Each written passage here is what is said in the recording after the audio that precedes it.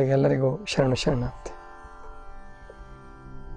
ನಾವು ಬಸವ ಧರ್ಮದ ಲಕ್ಷಣಗಳನ್ನು ನೋಡ್ತಾ ಇದ್ದೀವಿ. ಅದರಲ್ಲಿ ಇವತ್ತಿನಿಂದ ಇನ್ನೊಂದು ವಿಶೇಷವಾಗಿ ಬಸವಣ್ಣನವರ ಪರಂಪರೆ, ಬಸವಾದಿ ಪ್ರಮಥರ ಪರಂಪರೆಯನ್ನು ಕುರಿತು ನಾವು ನೋಡೋರಿದ್ದೀವಿ. ಅದರಲ್ಲೂ ವಿಶೇಷವಾಗಿ ಅವರು ಗುಪ್ತವಾಗಿ ಬದುಕಿದ್ರೂ ಕೂಡ ಶರಣರಿಂದ ಆರಾಧಿಸಿಕೊಳ್ಳುವ ಮಟ್ಟಕ್ಕೆ ಹೋಗಿರುವಂತಹ ನಿಸ್ಪೃಹವಾದ, ನಿರ್ಲಿಪ್ತವಾದ ಬದುಕನ್ನು ಅಳವಡಿಸಿಕೊಂಡಂತಹ ಸಾಮಾನ್ಯ ಕಾಯಕಗಳ ಶರಣರು, ಕಾಯಕದ ಶರಣರು ಅಂತಲೇ ಕರೀತಾರೆ ಪ್ರೀತಿಯಿಂದ. ಅವರಿಗೆ ಎಲ್ಲ ಶರಣರು ಕಾಯಕ ಮಾಡ್ತಾ ಇದ್ರು. ಆದರೆ ಕೆಲವರು ಕಾಯಕಕ್ಕಾಗಿ ಹುಟ್ಟಿ ಬಂದಂಥವರು, ಕಾಯಕದಲ್ಲಿ ಬದುಕಿದಂಥವರು, ಕಾಯಕದ ಮೂಲಕವೇ ಬಸವ ಧರ್ಮಕ್ಕೆ ಒಂದು ಹೊಸ ಭಾಷ್ಯವನ್ನು ಬರೆದಂತಹವರು, ಅಂಥವರನ್ನು ಕುರಿತು ನಾವು ಇವತ್ತಿನಿಂದ ನೋಡೋಣ. ಅದರಲ್ಲಿ ವಿಶೇಷವಾಗಿ ಬಸವಣ್ಣನವರ ಪ್ರೀತಿಗೆ ಪಾತ್ರರಾದಂತಹ, ಅತ್ಯಂತ ಪ್ರೀತಿಗೆ ಪಾತ್ರರಾದಂತಹ ಮಾದಾರ ಚೆನ್ನಯ್ಯನವರನ್ನು ಕುರಿತು ನಾವು ಕೆಲವು ಕಂತುಗಳಲ್ಲಿ ನೋಡೋಣ. ಮಾದಾರ ಚೆನ್ನಯ್ಯ ಈ ಹೆಸರು ಕಲ್ಯಾಣದಲ್ಲಿ ಅತ್ಯಂತ ಜನಜನಿತವಾದಂಥ ಹೆಸರು.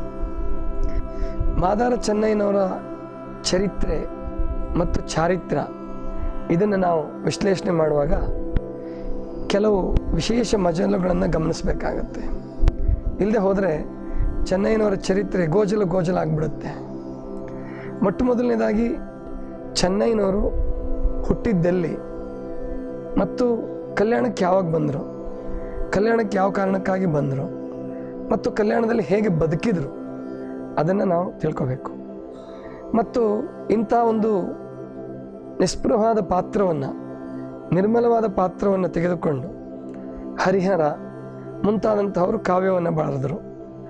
ಅದರಿಂದ ಆದಂತಹ ತೊಡಕುಗಳು, ಅಂದರೆ ಚೆನ್ನಯ್ಯನವರ ಚರಿತ್ರೆಯನ್ನು ಬರೀಲಿಕ್ಕೆ ಆದಂತಹ ತೊಡಕುಗಳನ್ನು ಕೂಡ ನಾವು ವಿಶ್ಲೇಷಣೆ ಮಾಡಿ ನೋಡಬಹುದು.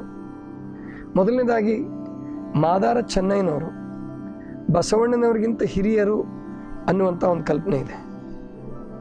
ವಯಸ್ಸಿನಿಂದ ಇರಬಹುದು, ಅದು ನಮಗೆ ಗೊತ್ತಿಲ್ಲ. ಯಾಕಂದರೆ ಶರಣರು ತಮ್ಮ ಜೀವನವನ್ನು ಕುರಿತಾಗಿ, ತಾಯಿ ತಂದೆಗಳನ್ನು ಕುರಿತಾಗಿ, ತಮ್ಮ ಹುಟ್ಟು, ಬಾಲ್ಯ, ಯೌವನ ಅಥವಾ ಅವರು ಜನಿಸಿದಂಥ ಊರು, ಅವರ ಪೂರ್ವಾಶ್ರಮದ ಜೀವನದಲ್ಲಿ ನಡೆದಂಥ ಘಟನೆಗಳು, ಅಂದರೆ ಕಲ್ಯಾಣಕ್ಕೆ ಬರೋದಕ್ಕೆ ಮುಂಚೆ ನಡೆದಂಥ ಘಟನೆಗಳನ್ನು ಕುರಿತು ಹೆಚ್ಚಾಗಿ ಯಾವ ವಚನಗಳಲ್ಲೂ ಉಲ್ಲೇಖ ಮಾಡೋದಿಲ್ಲ. ಜೊತೆಗೆ ಶರಣರ ವಚನಗಳೆಲ್ಲವೂ ಕೂಡ ನಮಗೆ ಲಭ್ಯ ಆಗಿಲ್ಲ. ಮಾದಾರ ಚೆನ್ನಯ್ಯನವ್ರದ್ದು 10 ವಚನಗಳು ಮಾತ್ರ ಲಭ್ಯವಾಗಿದೆ. 10 ವಚನಗಳು ಮಾತ್ರ ಲಭ್ಯ ಆಗಿದೆ. ಈ ವಚನಗಳಲ್ಲಿ ಯಾವುದೇ ಶರಣರ ಹೆಸರು ಉಲ್ಲೇಖ ಆಗಿಲ್ಲ. ಬಸವಣ್ಣವರ ಹೆಸರಾಗಲಿ, ಅಲ್ಲಮ ಪ್ರಭುಗಳ ಹೆಸರಾಗಲಿ, ಅಥವಾ ಹಿರಿಯ ಶರಣರು ಅನ್ಸ್ಕೊಂಡಂತಹ ಜೇಡರ ದಾಸಿಮಯ್ಯನವರ ಹೆಸರಾಗಲಿ, ಯಾರ ಹೆಸರು ಕೂಡ 10 ವಚನಗಳಲ್ಲಿ ಉಲ್ಲೇಖ ಆಗಿಲ್ಲ. ಹಾಗಾದರೆ ಮಾದಾರ ಚೆನ್ನಯ್ಯನವರು ಕಲ್ಯಾಣಕ್ಕೆ ಬಂದಿದ್ದು ನಿಜನಾ? ಹೌದು. ಕಲ್ಯಾಣದ ಹೆಸರು ಬಂದಿಲ್ಲ, ಬಸವಣ್ಣವ್ರ ಹೆಸರು ಬಂದಿಲ್ಲ. ಹಾಗಾದ್ರೆ ಅವ್ರು ಕಲ್ಯಾಣಕ್ಕೆ ಹೇಗೆ ಬಂದರು? ಆ ಕಲ್ಯಾಣಕ್ಕೆ ಬಂದಿದ್ದು ನಿಜ ಅಂತ ಹೇಗೆ ಹೇಳೋದು? ಇಷ್ಟು ದಿವಸ ಸಾಮಾನ್ಯವಾಗಿ ನಂಬಿಕೊಂಡಿರ್ತಕ್ಕಂಥ ಸಂಗತಿ ಏನಪ್ಪ ಅಂದರೆ, ಅವರು ಮಾದಾರ ಚೆನ್ನಯ್ಯನವರು ಕಲ್ಯಾಣಕ್ಕೆ ಬರೋಕ್ಕೆ ಮುಂಚೆ ಕರಿಕಾಲ ಚೋಳನಿಗೆ ಅವರು ಆಳಾಗಿದ್ದರು. ತನುವು ಚೋಳನಿಗಾಳ, ಮನವು ಲಿಂಗದಿ ಮೇಳ ಅಂತ ತಿಳ್ಕೊಂಡು ಹರಿಹರ ಕವಿ ಹೇಳ್ತಾನೆ. ಇದನ್ನು ಆಧರಿಸಿ ನಾವು ಇಟ್ಕೊಳ್ಳೋದಾದರೆ, ಅವರು ಕಂಚಿಯಲ್ಲಿ ಚೋಳನಿಗೆ ಏನು ಅಲ್ಲಿ ಚೋಳನ ಕುದುರೆಗಳಿಗೆ ಹುಲ್ಲನ್ನು ತರುವಂತಹ ಕಬಾಡಿಗರಿಗೆಲ್ಲ ಮುಖ್ಯಸ್ಥನಾಗಿದ್ದ ಅನ್ನುವಂತಹ ಮಾತನ್ನು ಹೇಳ್ತಾರೆ. ಕವಿ ಸಮಯ ಬೇರೆ, ಕವಿ ಸಮಯ, ಕಾವ್ಯ ಸಮಯ, ಇತಿಹಾಸವನ್ನು ಮರೆಮಾಚುವಂಥ ಸಂದರ್ಭಗಳೇ ಬಹಳ ಇರುತ್ತೆ.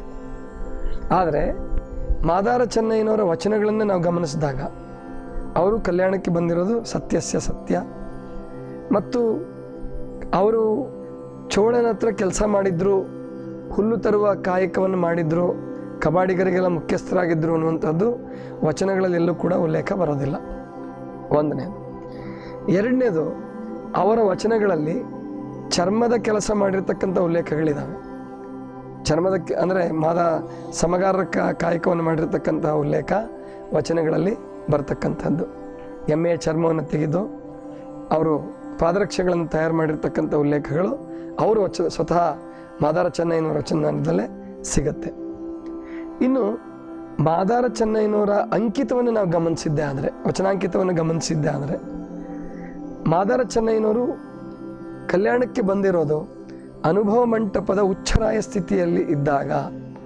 ಮಾದಾರ ಚೆನ್ನಯ್ಯನವರಾಗಲಿ, ಮೆರಮಿಂಡ ದೇವರಾಗಲಿ ಮತ್ತು ಇತರೆ ಅನೇಕ ಜನ ಶರಣರು ಅವರು ಅನುಭವ ಮಂಟಪ ನಡೆದು, ಚರ್ಚಾಗೋಷ್ಠಿ ನಡೆದು, ತತ್ವಗಳೆಲ್ಲ ನಿರ್ಣಯ ಆದಂಥ ಸಂದರ್ಭದಲ್ಲಿ ಅವರು ಕಲ್ಯಾಣಕ್ಕೆ ಬಂದಿದ್ದಾರೆ ಅಂತಕ್ಕಂಥ ಉಲ್ಲೇಖ ನಮಗೆ ಊಹೆ ಮಾಡಲಿಕ್ಕೆ ಅವಕಾಶ ಇದೆ. ಹೇಗಪ್ಪ ಅಂತಂದರೆ, ವಚನಾಂಕಿತಗಳಲ್ಲಿ ನಾನು ಗಮನಿಸಿರೋ ಹಾಗೆ 3 ರೀತಿಗಳನ್ನು ನಾವು ಗಮನಿಸ್ಬೋದು. ಮೊದಲನೇದಾಗಿ, ವಚನಾಂಕಿತಗಳಲ್ಲಿ ಸ್ಥಾವರಲಿಂಗ ಸೂಚಕಗಳು, ಅಂದರೆ ಇಷ್ಟಲಿಂಗಕ್ಕೆ ಸ್ಥಾವರಲಿಂಗದ ಹೆಸರನ್ನು ಇಟ್ಟಿರ್ತಕ್ಕಂಥದ್ದನ್ನು ನಾವು ಮೊದಲನೇದಾಗಿ ಕಾಣ್ತೀವಿ.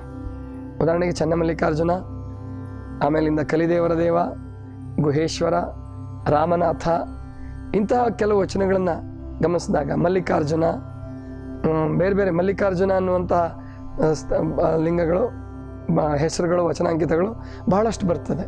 ಶಿವನಿಗೆ ಸಂಬಂಧಪಟ್ಟಂತಹ ಕೆಲವು ಉಲ್ಲೇಖಗಳು ವಚನಾಂಕಿತದಲ್ಲಿ ಬರ್ತದೆ. ಇನ್ನು ಕೆಲವು ವಚನಾಂಕಿತಗಳು ಹೇಗಿದಾವೆ ಅಂದರೆ, ತತ್ವ ಪ್ರಧಾನವಾಗಿರ್ತಕ್ಕಂಥವು ಮತ್ತು ಕಾಯಕ ಪ್ರಧಾನವಾಗಿರ್ತಕ್ಕಂಥ ವಚನಾಂಕಿತಗಳು ಬಂದಿದ್ದಾವೆ. ಈ ಶರಣರು ಕಲ್ಯಾಣ ಉಚ್ಚರಾಯ ಸ್ಥಿತಿಯಲ್ಲಿದ್ದಾಗ, ಅಂದರೆ ಅನುಭವ ಮಂಟಪ ಸುಮಾರು 27 ವರ್ಷ ನಡೆದಿದ್ದರೆ, 27 ವರ್ಷ ನಡೆದಿರ್ತಕ್ಕಂಥದ್ದು ಬಸವಣ್ಣವರ ವಚನಗಳಲ್ಲಿ ಭಕ್ತಿಗೆ ಬೀಡಾಯಿತು ಕಲ್ಯಾಣ 36 ವರ್ಷ, ಅನುಭವಕ್ಕೆ ಶಿವ ಸದನವಾದುದು 27 ವರ್ಷ ಅಂತ ಬರುವಾಗ, 27 ವರ್ಷ ಅನುಭವ ಗೋಷ್ಠಿ ನಡೆದಿದೆ ಅಂತ ಇಟ್ಕೊಂಡ್ರೆ, ಅನುಭವ ಮಂಟಪ ಸ್ಥಾಪನೆ ಆಗಿ ಒಂದು 7-8-10 ವರ್ಷಗಳ ನಂತರ ಇವ್ರು ಬಂದಿರ್ಬೋದು ಕಲ್ಯಾಣಕ್ಕೆ ಅಂತ ಊಹೆ ಮಾಡ್ಬೋದು. ಉದಾಹರಣೆಗೆ ಮಾದಾರ ಚೆನ್ನಯ್ಯನವರ ಅಂಕಿತವನ್ನು ನೋಡಿದರೆ ಬಹಳ ವಿಶೇಷವಾಗಿದೆ. ಅಡಿಗುಂಟ ಕೈಯುಳಿಗತ್ತಿ ಅಡಿಗುಂಟ ಕೆಡೆಯಾಗಬೇಡ, ಅರಿ ನಿಜಾತ್ಮ ರಾಮರಾಮನ, ಬಹಳ ವಿಶೇಷವಾದದ್ದು. ಇನ್ನು ಮೆಡಮಿಂಡ ದೇವ ಅಂತ ಬರ್ತಾರೆ, ಐಘಟ ದೂರ ರಾಮೇಶ್ವರ ಲಿಂಗ ಅಂತ ಇಟ್ಕೊಂಡಿದ್ದಾರೆ ಅವರು. ಆಮೇಲೆ ಇನ್ನು ಕೆಲವರು ಕಾಯಕವನ್ನೇ ಪ್ರಧಾನವಾಗಿ ಇಟ್ಕೊಂಡಿರ್ತಕ್ಕಂಥದ್ದು, ಬಸವಣ್ಣನವರ ಹೆಸರನ್ನು ಪ್ರಧಾನವಾಗಿ ಇಟ್ಕೊಂಡಿರ್ತಕ್ಕಂಥದ್ದು. ಇವರೆಲ್ಲ ಅನುಭವ ಮಂಟಪದ ಉಚ್ಚರಾಯ ಸ್ಥಿತಿಯಲ್ಲಿದ್ದಾಗ ಬಂದಿರತಕ್ಕಂಥವ್ರು. ವಚನಾಂಕಿತಗಳ ಮೇಲೆ ನಾವು ಊಹೆ ಮಾಡ್ಬೋದು. ಹಾಗಾಗಿ ಮಾದಾರ ಚೆನ್ನಯ್ಯನವರು ತಮಿಳುನಾಡಿಂದ ಬಂದಿರ್ಬೋದು, ಕಂಚಿಯಿಂದ ಬಂದಿರಬಹುದು, ಅಥವಾ ಬೇರೆ ಕಡೆಯಿಂದ ಬಂದಿರಬಹುದು. ಕಾವ್ಯಗಳನ್ನು ಅನುಸರಿಸಿ ನಾವು ಇಟ್ಕೊಳ್ಳೋದಾದರೆ ಕಲ್ಯಾಣಕ್ಕೆ ಬಂದಿರೋದು ದೂರದಿಂದ. ಆದರೆ ಬಸವಣ್ಣನವ್ರ ಜೊತೆಗೆ ಬದುಕಿದ್ರು, ಬಸವಣ್ಣನವ್ರಿಗೆ ಅತ್ಯಂತ ಪ್ರಿಯರಾಗಿ ಬದುಕಿದ್ರು ಅಂತಕ್ಕಂಥದ್ದನ್ನು ನಾವು ಕಾಣಬಹುದು. ಈ ವಚನಾಂಕಿತದ ವಿಶೇಷಣೆ ಬಹಳ ಚೆನ್ನಾಗಿದೆ. ಅಡಿಗುಂಟ ಕೆಡೆಯಾಗಬೇಡ, ಅರಿ ನಿಜಾತ್ಮ ರಾಮರಾಮನ. ಅವರು ಇಷ್ಟಲಿಂಗಕ್ಕೆ ಕೊಟ್ಟಂಥ ಹೆಸರು ನಿಜಾತ್ಮ ರಾಮ, ಆತ್ಮಾರಾಮ ರಾಮ, ಅಂದರೆ ರಾಮನ ಹೆಸರನ್ನು ಇಟ್ಕೊಂಡು ಆರಾಮ ಅಥವಾ ಆತ್ಮಾರಾಮ, ಅರಿ ನಿಜಾತ್ಮ ರಾಮ ರಾಮನ ಅಂತ ಬರ್ತದೆ ಅವರ ಅಂಕಿತ. ಅಂದರೆ ಮೊದಲು ರಾಮೇಶ್ವರ ಲಿಂಗವನ್ನು ಪೂಜಿಸಿರ್ಬೋದು, ಸ್ಥಾವರಲಿಂಗ ಪೂಜಕರಾಗಿದ್ದರು, ಅಥವಾ ಅವರು ಜಾತಿಯಿಂದ ಕೆಳನ ಜಾತಿಯವರಾಗಿರೋದ್ರಿಂದ ಗುಡಿಯಲ್ಲಿ ಲಿಂಗ ಪೂಜೆ ಮಾಡಲಿಕ್ಕಂತೂ ಬಿಟ್ಟಿಲ್ಲ, ಖಂಡಿತವಾಗಿ ಬಿಟ್ಟಿಲ್ಲ. ಹರಿಹರ ಹೇಳೋ ಹಾಗೆ ಅವರು ಲಿಂಗ ಪೂಜೆನ ಅಲ್ಲೇ ಕಂಚಿಯಲ್ಲೇ ಮಾಡಿದ್ರಾಗಿದ್ದರೆ ಬಸವಣ್ಣವ್ರಿಗಿಂತ ಮುಂಚೆ ಬಂದಂಥ ಕರಿಕಾಲ ಚೋಳ ಅವತ್ತು ಬಹಳ ದೊಡ್ಡ ಸಮಾಜ ಸುಧಾರಕನಾಗಿ ಕಾಣ್ತಿದ್ದ.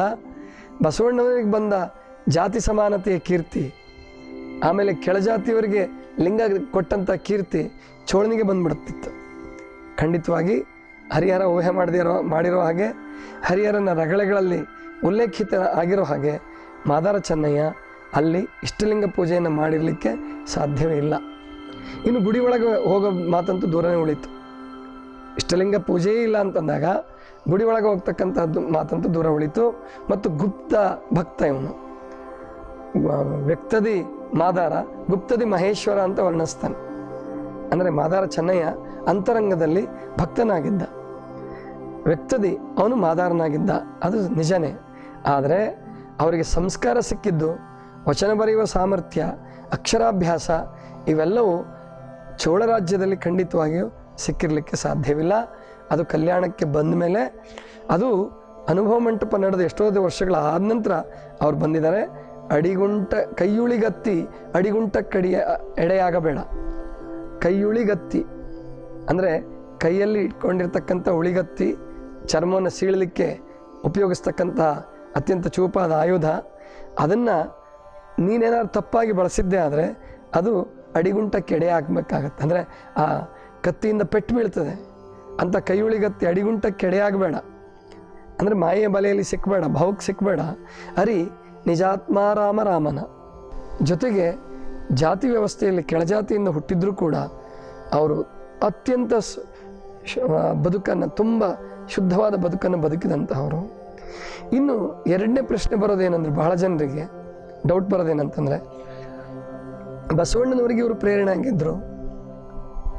ಸಿದ್ದಯ್ಯ ಪುರಾಣಿಕರು ಇರ್ಬೋದು, ಬೇರೆ ಬೇರೆಯವರು ಇರ್ಬೋದು, ಹಳಬರು ಅಂದರೆ ಸುಮಾರು 40-50 ವರ್ಷಗಳ ಹಿಂದೆ ರಚನೆಯಾದಂತಹ ಸಾಹಿತ್ಯದಲ್ಲಿ ಭಕ್ತಿ ಇಲ್ಲದ ಬಡವನಾನೆಯ, ಕಕ್ಕಯ್ಯನ ಮನೆಯಲ್ಲೂ ಬೇಡಿದೆ, ದಾಸಯ್ಯನ ಮನೆಯಲ್ಲೂ ಬೇಡಿದೆ, ಚೆನ್ನಯ್ಯನ ಮನೆಯಲ್ಲೂ ಬೇಡಿದೆ ಅಂತ ಬಸವಣ್ಣವರು ಇಂಥ ವಚನಗಳನ್ನು ಆಧಾರವಾಗಿ ಇಟ್ಕೊಂಡು ಇವರೆಲ್ಲ ಹಿರಿಯರು ಬಸವಣ್ಣವ್ರಿಗೆ ಪ್ರೇರಕರಾಗಿದ್ದರು ಅನ್ನುವಂಥ ಕಲ್ಪನೆ ಏನಿತ್ತು, ಊಹೆ ಏನಿತ್ತು, ಅದು ಕೂಡ ನಾವು ಇವತ್ತು ನಂಬಲಿಕ್ಕೆ ಸಾಧ್ಯ ಇಲ್ಲ.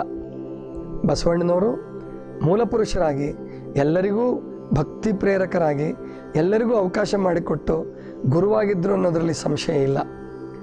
ಹಾಗಾದರೆ ಇವರು ಅಪ್ಪನು ನಮ್ಮ ಮಾದಾರ ಚೆನ್ನಯ್ಯ, ಬೊಪ್ಪನು ನಮ್ಮ ಡೋಹಾರ ಕಕ್ಕಯ್ಯ ಅಂತ ಹೇಳಬೇಕಾದ್ರೆ ಇದು ಕೇವಲ ಶಾಬ್ದಿಕ ಅರ್ಥಗಳನ್ನು ಇಟ್ಕೊಂಡು ಲೌಕಿಕ ದೃಷ್ಟಿಯಿಂದ ನೋಡಿ ನಾವು ವಚನಗಳನ್ನು ಅರ್ಥ ಮಾಡಬಾರ್ದು. ಅಂದರೆ ವಚನಗಳನ್ನು ಕೇವಲ ಬಹಿರಂಗದ ಅರ್ಥ ಮಾಡಿಕೊಂಡು ಹೋದರೆ ನಾವು ಶರಣರ ಇತಿಹಾಸಕ್ಕೆ ಅಪಚಾರ ಮಾಡಿದ ಹಾಗಾಗುತ್ತೆ. ಬಸವ ತತ್ವವನ್ನು ಅರ್ಥ ಮಾಡ್ಕೊಳ್ಳೋದ್ರಲ್ಲೇ ನಾವು ಎಡಬೇಕಾಗತ್ತೆ. ಏನು, ಮಾದಾರ ಚೆನ್ನಯ್ಯನ ಮಗನೆಯ ದಾಸನ ಮಗನು, ಕಕ್ಕಯ್ಯನ ಮಗನ ಮನೆಯ ದಾಸಿಯ ಮಗಳು ಇಬ್ಬರು ಬೆರಣಿಯ ಹಾಯಲು ಹೋದರು. ಹೊಲದಲ್ಲಿ ಬೆರಣಿಯ ಹಾಯಲು ಹೋಗಿ ಸಂಗವ ಮಾಡಿದರು. ಅವರಿಗೆ ಹುಟ್ಟಿದ ಮಗ ನಾನು ಕೂಡಲ ಸಂಘೆಯ ಸಾಕ್ಷಿಯಾಗಿ ಅಂದ್ಬಿಟ್ರು. ಬಾಹ್ಯ ಸಂಬಂಧವನ್ನು ಮಾಡಿ ಮದುವೆ ಆಗಲಿಲ್ಲ. ಅವರು ಬಾಹ್ಯ ಸಂಬಂಧವನ್ನು ಮಾಡಿದರು. ಕೆಳಜಾತಿಯವರು, ನಿಮ್ಮ ದೃಷ್ಟಿಯಲ್ಲಿ ಅದು ವ್ಯಭಿಚಾರ, ಸಮಾಜದ ದೃಷ್ಟಿಯಲ್ಲಿ ಅಪಚಾರ. ಅಂಥವ್ರಿಗೆ ಹುಟ್ಟಿದ ಮಗುವನ್ನೂ ಕೂಡ ನಾನೇ ಅಂತ ತಿಳ್ಕೊಳ್ಳಿ, ಪರಮಾತ್ಮನ ಸಾಕ್ಷಿಯಾಗಿ ನನಗೇನು ಬೆಲೆ ಕೊಡ್ತಿರೋ ಸಮಾಜದಲ್ಲಿ ಅದೇ ಬೆಲೆಯನ್ನು ಒಂದು ಆ ಥರ ಬಾಹ್ಯ ಸಂಬಂಧದಿಂದ ಹುಟ್ಟಿದ ಮಗುವಿಗೂ ನೀವು ಕೊಡಬೇಕು. ನಾನು ಅಂತಲೇ ತಿಳ್ಕೊಬೇಕು. ಯಾಕೆ ಅಂದರೆ ಆ ಮಗುವಿನ ತಪ್ಪಿಲ್ಲ. ಅಲ್ಲಿ ವ್ಯಭಿಚಾರ ಇರ್ಬೋದು, ಬಾಹ್ಯ ಸಂಬಂಧ ಇರ್ಬೋದು, ಮತ್ತೊಂದೇ ಇರ್ಬೋದು. ಹುಟ್ಟಿದ ಮಗುವಿನ ತಪ್ಪಲ್ಲ ಅದು. ಮಗು ಹುಟ್ಟಿದೆ, ಅವ್ರು ಬಾಹ್ಯ ಸಂಬಂಧ ಮಾಡಿದರು. ಆ ಥರದ ಸಂದರ್ಭದಲ್ಲಿಯೂ ಕೂಡ ನಾವು ಅದನ್ನು ಸಮಾಜದಿಂದ ಹೊರಗಿಡಬಾರ್ದು, ತಿರಸ್ಕಾರ ಮಾಡಬಾರ್ದು. ಯಾಕೆ ಅಂದರೆ ಆ ಮಗು ನಾನೇ. ನನಗೆ ನೀವು ಯಾವ ಬೆಲೆ ಕೊಡ್ತೀರೋ, ಶ್ರೇಷ್ಠ ಜಾತಿಯವನು ಅಂತನೋ, ಪ್ರಧಾನಮಂತ್ರಿ ಅಂತನೋ, ಧರ್ಮಗುರು ಅಂತನೋ, ಸಾಕ್ಷಾತ್ಕಾರ ಪುರುಷ, ಮಂತ್ರಪುರುಷ, ಪಂಚಪುರುಷ ಮೂರ್ತಿ ಏನು ಬೆಲೆ ಕೊಡ್ತೀರೋ ಅದೇ ಬೆಲೆಯನ್ನು ಆ ಥರ ಬಾಹ್ಯ ಸಂಬಂಧದಿಂದ ಹುಟ್ಟಿದ ಮಗುವಿಗೂ ಕೂಡ ಕೊಡಬೇಕು ಅನ್ನೋ ಅರ್ಥ. ಅಂದರೆ ಮಹಾತ್ಮರ ಮಾತುಗಳನ್ನು ನಾವು ಅರ್ಥೈಸಬೇಕಾದ್ರೆ ಕೇವಲ ಹೊರಗಿನ ಶಬ್ದಗಳನ್ನು ಹಿಡ್ಕೊಂಡು ಅರ್ಥೈಸಬಾರ್ದು. ಆ ದೃಷ್ಟಿಯಿಂದ ಅಪ್ಪನು ನಮ್ಮ ಮಾದಾರ ಚೆನ್ನಯ್ಯ, ಬೊಪ್ಪನು ನಮ್ಮ ಡೋಹರ ಕಕ್ಕಯ್ಯ, ಚಿಕ್ಕಯ್ಯ ನೆಮ್ಮಯ್ಯ ಕಾಣಿರಯ್ಯ, ಅಣ್ಣನು ನಮ್ಮ ಕಿನ್ನರಿಯ ಬೊಮ್ಮಯ್ಯ. ಕಿನ್ನರಿ ಬೊಮ್ಮಯ್ಯನವರು ವಯಸ್ಸಿನಲ್ಲಿ ಬಸವಣ್ಣವ್ರಿಗಿಂತ ಭಾಳ ಸಣ್ಣವರು. ಮಹಾದೇವಿ ಅಕ್ಕನ ಪರೀಕ್ಷೆಗೆ ಕಿನ್ನರಿ ಬೊಮ್ಮಯ್ಯನನ್ನು ಕಳಿಸ್ಬೇಕಾದ್ರೆ ಕಲ್ಯಾಣದಲ್ಲಿ ಅವನು ಮುದುಕ ಆಗಿದ್ರೆ ಕಳ್ಸೋಕ್ಕೆ ಸಾಧ್ಯ ಇರ್ತಿರ್ಲಿಲ್ಲ. ಅಂದರೆ ಬಸವಣ್ಣವ್ರಿಗಿಂತ ಕಿರಿಯರು ಕಿನ್ನರಿ ಬೊಮ್ಮಯ್ಯನವರು, ಎಷ್ಟೋ ವರ್ಷ ಕಿರಿಯರು. ಇಷ್ಟು ದಿವಸ ಬಸವಣ್ಣವ್ರು 36 ವರ್ಷ ಬದುಕಿರೋದಂಥ ಎಲ್ಲ ವಿದ್ವಾಂಸರುಗಳು ಇನ್ನೂ ಇತಿಹಾಸದ ಪುಸ್ತಕಗಳಲ್ಲಿ ಬದಲಾವಣೆ ಮಾಡ್ಕೊಳ್ಳೋಕ್ಕೂ ತಯಾರಿಲ್ಲ. 36 ವರ್ಷ ಕಲ್ಯಾಣದಲ್ಲಿ ಬದುಕಿರ್ತಕ್ಕಂಥದ್ದು. ಬಸವಣ್ಣವ್ರ ಜೀವಿತ ಅವಧಿ 62 ವರ್ಷಕ್ಕಿಂತ ಸ್ವಲ್ಪ ಜಾಸ್ತಿ. ಅಂಥದ್ರಲ್ಲಿ ಕಿನ್ನರಿ ಬೊಮ್ಮಯ್ಯ ಲೌಕಿಕ ರೀತಿಯಿಂದ ಅಥವಾ ವಯಸ್ಸಿನಿಂದ ಅಣ್ಣ ಆಗಲಿಕ್ಕೆ ಸಾಧ್ಯವೇ ಇಲ್ಲ. ಆ ದೃಷ್ಟಿಯಿಂದ ಇಲ್ಲಿ ಅಣ್ಣನು ನಮ್ಮ ಕಿನ್ನರಿ ಬೊಮ್ಮಯ್ಯ, ಅಪ್ಪನು ನಮ್ಮ ಮಾದಾರ ಚೆನ್ನಯ್ಯ, ಬಪ್ಪನು ನಮ್ಮ ಡೋಹರ ಕಕ್ಕಯ್ಯ ಅಂತಂದಾಗ ಈಗ ನೀವು ಗಮನಿಸಿರ್ಬೇಕು, ಒಬ್ಬ ತಂದೆ ತನ್ನ ಮಗಳಿಗೆ ಕರಿಬೇಕಾದ್ರೆ ಅಮ್ಮ ಅವ್ವ ಅಂತ ಕರಿತಿರ್ತ, ಅಥವಾ ಅಜ್ಜಿ ಹೆಸರನ್ನ ಇಟ್ಬಿಟ್ಟು ಮುತ್ತವ್ವ ಮುದುಕಿ ಅಂತ ಕರಿತಿರ್ತಾನೆ. ಅಂದಾಕ್ಷಣಕ್ಕೆ ಆ ಮಗಳು ತಂದೆಗಿಂತ ಹಿರಿಯಳಾಗ್ಬಿಡ್ತಾಳ? ಖಂಡಿತ ಇಲ್ಲ. ಅಂದರೆ ಮಾದಾರ ಚೆನ್ನಯ್ಯನವರು ಅಪ್ಪನು ನಮ್ಮ ಮಾದಾರ ಚೆನ್ನಯ್ಯ, ಬಪ್ಪನು ನಮ್ಮ ಡೋಹರ ಕಕ್ಕಯ್ಯ. ಬಪ್ಪ ಅಂದ್ರೆ ದೊಡ್ಡಪ್ಪ ಅಂತ ಅರ್ಥ. ಡೋಹರ ಕಕ್ಕಯ್ಯ ದೊಡ್ಡಪ್ಪ ಖಂಡಿತ ವಯಸ್ಸಿಂದ ಕೂಡ ಬಸವಣ್ಣವ್ರ ಸಮಕಾಲೀನರು ಇರ್ಬೋದು, ಅಥವಾ ಬಸವಣ್ಣವ್ರಿಗಿಂತ ಇನ್ನೂ ಸಣ್ಣವರು ಇರ್ಬೋದು ಡೋಹರ ಕಕ್ಕಯ್ಯನವ್ರು. ಯಾಕಂದರೆ ಎನ್ನ ಮುಟ್ಟಿ ಪಾವನವ ಮಾಡಿದ ಬಸವಣ್ಣ ಅಂತ ಅವ್ರ ವಚನದಾಗ ಬರ್ತದೆ. ಡೋಹರ ಕಕ್ಕಯ್ಯನವ್ರಿಗೆ ದೀಕ್ಷೆ ಮಾಡಿರೋದೇ ಬಸವಣ್ಣವರು, ಲಿಂಗ ದೀಕ್ಷೆ ಮಾಡಿರ್ತಕ್ಕಂಥ ಕೊಟ್ಟನಯ್ಯ ಲಿಂಗವ ಅಂತ ಬರ್ತದೆ, ದೀಕ್ಷೆ ಮಾಡಿದ್ರು ಅಂತ ಬರ್ತದೆ. ಆದ್ದರಿಂದ ಕೇವಲ ಹೊರ ಶಬ್ದಗಳನ್ನು ಹಿಡ್ಕೊಂಡು ಶಬ್ದಾರ್ಥದಿಂದ ಮಾತ್ರ ನಾವು ಬಸವಣ್ಣವ್ರನ್ನ ಅಳಿಯೋಕ್ಕೋದ್ರೆ ನಾವು ವಂಚಿತರಾಗ್ತೀವಿ. ಬಸವಣ್ಣನವರ ಘನ ವ್ಯಕ್ತಿತ್ವವನ್ನು ಅರ್ಥ ಮಾಡ್ಕೊಳ್ಳೋದ್ರಲ್ಲಿ ವಂಚಿತರಾಗ್ತೀವಿ. ಮತ್ತು ಅನುಭವ ಮಂಟಪದ ಆ ಸ್ಟ್ರಕ್ಚರ್, ಆ ರಚನೆ ನಮಗೆ ಅರ್ಥವೇ ಆಗೋದಿಲ್ಲ. ಆದ್ದರಿಂದ ಮಾದಾರ ಚೆನ್ನಯ್ಯನವರು ಬಸವಣ್ಣನವರ ಸಮಕಾಲೀನರು. ಬಸವಣ್ಣವ್ರ ಜೊತೆಗೆ ಇನ್ನೂ ಕೆಲವರು ಡೋಹರ ಕಕ್ಕಯ್ಯ ಅನ್ನೋರು ಇಬ್ಬರು ಇದ್ದರು. ಒಬ್ಬ ಯುವಕ ಕಕ್ಕಯ್ಯ, ಒಬ್ಬ ವಯಸ್ಸಾದ ಕಕ್ಕಯ್ಯ. ಏನೇನೋ ತಲೆಗೆ ಬಂದಾಗ ಅರ್ಥ ಮಾಡ್ತಾರೆ. ಇಬ್ಬರು ಕಕ್ಕಯ್ಯಗಳಿರೋಕ್ಕೆ ಸಾಧ್ಯವೇ ಇಲ್ಲ. ಕಕ್ಕಯ್ಯ ಒಬ್ಬರೇ. ಅದು ಬಸವಣ್ಣನವ್ರ ಶಿಷ್ಯರೇ ಅವರು. ಆದರೆ ಬಸವಣ್ಣವ್ರದ್ದು ದೊಡ್ಡತನ ಏನು ಅಂದರೆ ಶಿಷ್ಯರಲ್ಲಿ ಗುರುತ್ವವನ್ನು ಕಾಣ್ತಕ್ಕಂಥದ್ದು. ಇವು ನನ್ನ ಶಿಷ್ಯ, ನನ್ನಿಂದ ಉದ್ಧಾರ ಆದ, ಚನ್ನಬಸವಣ್ಣವ್ರಿಗೆ ಹೇಳಲ್ಲ ಅವರು. ನನ್ನನ್ನು ಆಗು ಮಾಡಿದವನು ಚನ್ನಬಸವಣ್ಣ ಅಂತ ಬಸವಣ್ಣವ್ರು ಹೇಳ್ತಾರೆ. ಸ್ಪಷ್ಟವಾಗಿದೆ, ಬಸವಣ್ಣವ್ರಿಗಿಂತ ಚನ್ನಬಸವಣ್ಣವ್ರು ಚಿಕ್ಕವರೇ. ಮತ್ತು ದೀಕ್ಷೆಯನ್ನು ಪಡ್ಕೊಂಡಿದ್ದು ಬಸವಣ್ಣವ್ರ ಹತ್ರನೇ.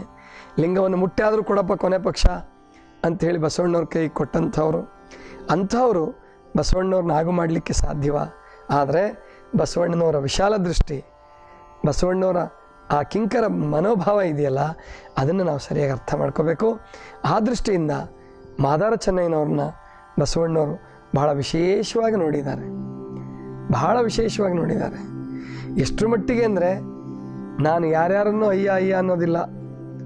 ಸೂಳೆಗೆ ಹುಟ್ಟಿದ ಕೂಸಿನಂತೆ ಆರನಾದಡಿಯು ಅಯ್ಯ ಅಯ್ಯ ಎನ್ನಲಾರೆನಯ್ಯ. ಚೆನ್ನಯ್ಯನೆಮ್ಮಯ್ಯನು, ಚೆನ್ನಯ್ಯನ ಮಗ ನಾನು, ಚೆನ್ನಯ್ಯನ ಮನೆಯ ದಾಸನ ಮಗ ನಾನು. ನೋಡಿ ಎಂಥ ಭಾವ ಇದು.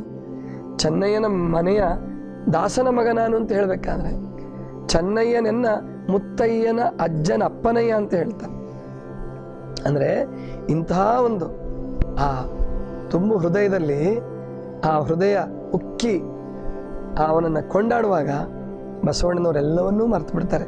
ಯಾಕಂದರೆ ಅಷ್ಟು ನಿಸ್ಪೃಹವಾದ ಜೀವನ ಮಾದಾರ ಚೆನ್ನಯ್ಯನವರು, ಗುಪ್ತ ಭಕ್ತಿ ಮಾದಾರ ಚೆನ್ನಯ್ಯನವ್ರದ್ದು. ಆದ್ದರಿಂದ ಬಸವಣ್ಣನವರು ಆ ರೀತಿಯಲ್ಲಿ ಹೊಗಳಿದ್ದಾರೆ ಹೊರತು ಅವರು ಹಿರಿಯರು ಅಥವಾ ಪ್ರೇರಣೆಯನ್ನು ಪಡೆದಂಥವರು ಖಂಡಿತ ಹಾಗಲ್ಲ.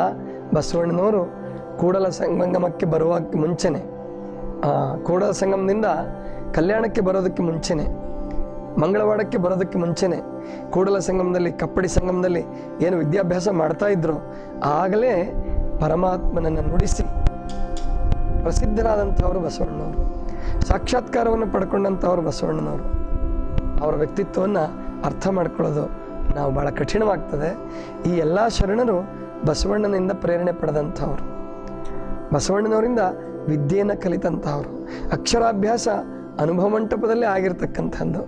ಅದನ್ನು ನಾವು ಅರ್ಥ ಮಾಡಿಕೊಂಡು ಆ ದೃಷ್ಟಿಯಿಂದ ಮಾದಾರ ಚೆನ್ನಯ್ಯನವರು ಬಸವಣ್ಣನವರಿಗೆ ಅತ್ಯಂತ ಪ್ರಿಯರು. ಅಷ್ಟೇ ಅಲ್ಲ, ಗೋತ್ರ ಪುರುಷರು ಅಂತ ಹೇಳಿ ಅಂತ ಬಸವಣ್ಣವ್ರು ಹೇಳ್ತಾರೆ. ನಾನು ಗೋತ್ರ ಪುರುಷ ಅಂತ ಹೇಳೋದಿಲ್ಲ, ಅಲ್ಲಮಪ್ರಭು ಗೋತ್ರ ಪುರುಷರು ಅಂತ ಹೇಳೋದಿಲ್ಲ, ಅಥವಾ ಸಿದ್ದರಾಮೇಶ್ವರರು ಚನ್ನಬಸವಣ್ಣ ಗೋತ್ರ ಪುರುಷರು ಅಂತ ಹೇಳಲ್ಲ. ಮಾದಾರ ಚೆನ್ನಯ್ಯ ಗೋತ್ರ ಪುರುಷರು, ಡೋಹರ ಕಕ್ಕಯ್ಯ ಗೋತ್ರ ಪುರುಷರು.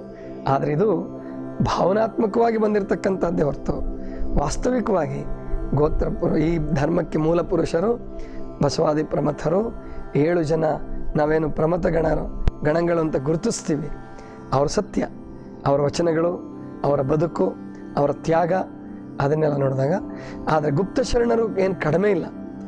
ಇಲ್ಲಿ ಆಧ್ಯಾತ್ಮ ಜೀವಿಗಳಲ್ಲಿ ಇವರು ದೊಡ್ಡವರು, ಇವರು ಸಣ್ಣವರು, ಇವರು ಹಾಗೆ ಇವರಿಗೆ ಅಂತ ಗುರುತಿಸೋದು ತುಂಬ ಕಷ್ಟ. ಹೋಲಿಕೆ ದೃಷ್ಟಿಯಿಂದ, ಲೌಕಿಕ ದೃಷ್ಟಿಯಿಂದ ನೋಡೋದು ಬೇರೆ ಮಾತು. ಆದರೆ ಅಧ್ಯಾತ್ಮ ದೃಷ್ಟಿಗೆ ಎಲ್ಲವೂ ಸಮಾನವೇ. ಆ ದೃಷ್ಟಿಯಿಂದ ಮಾದಾರ ಚೆನ್ನೈನವರು ಗುಪ್ತ ಭಕ್ತರು, ಭಾಳ ಶ್ರೇಷ್ಠರು. ಅದನ್ನು ಮುಂದೆ ಶರಣರು ಹೇಗೆ ತಗೊಂಡ್ರು, ಆಮೇಲೆ ಹರಿಹರ, ವಿಶೇಷವಾಗಿ ಹರಿಹರನ ಕಾವ್ಯದಲ್ಲೂ ಮಾದಾರ ಚೆನ್ನೈನವ್ರು ನೋಡೋಣ. ಯಾಕಂದರೆ ಅದನ್ನು ನೋಡೋಣ, ಅದು ತುಂಬ ಚೆನ್ನಾಗಿದೆ. ಆದರೆ ಗೊತ್ತಿರಲಿ ನಮಗೆ ಮಾದಾರ ಚೆನ್ನೈನವರು ಒಬ್ಬ ವಿಶೇಷ ಭಕ್ತರು. ಮುಂದಿನ ವಿಷಯವನ್ನು ಮುಂದಿನ ಪ್ರವಚನದಲ್ಲಿ ನೋಡೋಣ. ಸರ್ವರಿಗೂ ಶರಣ ಶರಣ.